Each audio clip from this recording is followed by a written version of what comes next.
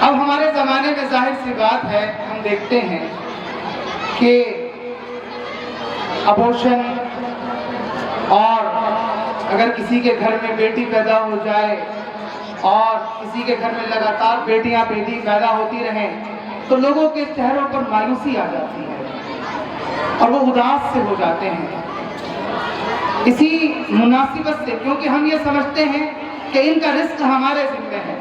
کسی کے 4 بیٹے ہو گئے، وہ سمجھتا ہے کہ ان کو کھلاؤں گا کہاں سے، کسی کی 4 بیٹیاں ہوں گی، وہ سمجھتا ہے اس کو کھلاؤں گا کہاں سے، ان کی شادیاں کیسے کروں گا، یہ سب میں کیسے کروں گا۔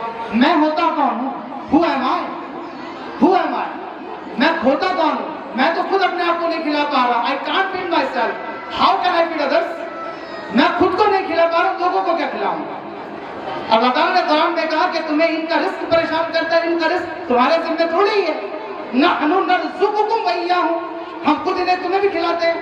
تم تو بہت دور کی بات ہے، تمہاری دکان تمہیں تھوڑی کھلا رہی ہے، تمہاری کھیتیاں تمہیں تھوڑی کھلا رہی ہیں، تمہاری جو ہے یہ جو ساری محنتیں اس کے نتیجے میں تھوڑی پیدا ہو رہا ہے۔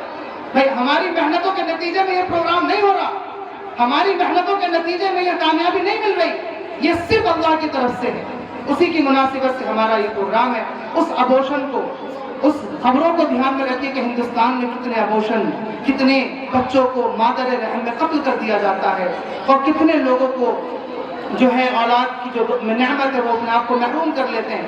اس تصور کو ذہن میں رکھیں اور اس پروگرام کو دیکھیں، تب شاید آپ کو اس پروگرام کی اہمیت کا اندازہ ہوگا، اور شاید آپ سمجھیں گے کہ جب کل قیامت کے دن آپ سے آپ کا قتل کیا ہوا بچہ پوچھے گا، وَإِذَا الْمَوْءُودَةُ سُئِلَتْ بِأَيِّ ذَنبٍ قُتِلَتْ، جب پوچھے گا کس گناہ کے سبب قتل کیا تھا، کیا جواب ہوگا، کیا تصورات ہوں گے۔ اس پروگرام کو سنیے اور عہد کیجئے کہ انشاءاللہ آئندہ ایسا نہیں ہوگا۔